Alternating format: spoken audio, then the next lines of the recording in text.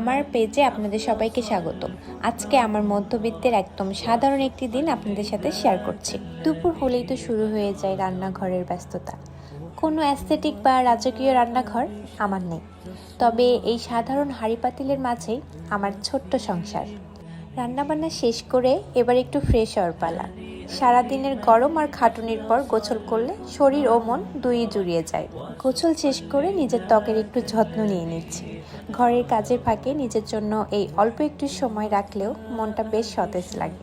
সব কাজ শেষ করে জায়নামাজ বিছিয়ে নামাজে বসা, তসবিহ গোনা আর পবিত্র কোরআন শরীফ পড়া, দিন শেষে এই মুহূর্তটুকুই আমার মনের আসল শান্তি আর সবচেয়ে বড় পাওয়া। ইবাদত শেষ করে দুপুরবেলা একদম তৃপ্তি করে ভাত খেয়ে নিলাম। ভাত খাওয়ার সময় জানালার বাইরে থেকে আসা মিষ্টি বাতাস মনটাকে শান্ত করে দেয়। তারপর বিকালের নরম আলো ফুটতেই বোরখাটা পরে নিলাম একটু বাইরে বের হওয়ার জন্য। সারাদিন ঘরের চার দেয়ালে থাকার পর বিকালের এই সময়টাতে ইছানকে নিয়ে খোলা বাতাসে হাঁটতে ভীষণ ভালো লাগে আমার। হাত ধরে পথ দিয়ে হাঁটার আনন্দটাই আলাদা, আর জায়গাটা বেশ সুন্দর। আমার এই রাস্তা দিয়ে হাঁটতে ভীষণ ভালো লাগে। আমাদের মতো সাধারণ মেয়েদের বিকালের সুখটা বোধ হয় এতটুকুই। পুকুর পাড়ে শান্ত পরিবেশে ইছানের সাথে বসে অনেক গল্প করলাম। ওকে কিছুটা সময় দিলাম, আর ওকে এই সময় দেওয়া আমার দিনের মধ্যে সেরা একটা অংশ।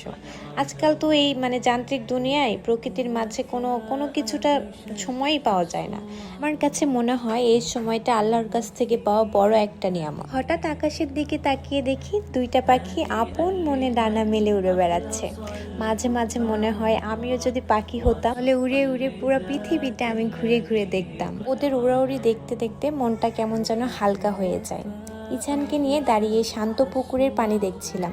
ছোট ছোট এই সাধারণ জিনিসগুলোই আমাদের জীবনে অনেক আনন্দ এনে দেয়। পুকুরের পানিতে হাঁসগুলোর এই খেলা দেখতে দেখতে আজকের দিনটি শেষ হলো। ব্লগটি কেমন লাগলো অবশ্যই কমেন্টে জানাবেন। ভালো লাগলে সাবস্ক্রাইব করে পাশে থাকবেন। আল্লাহ হাফেজ।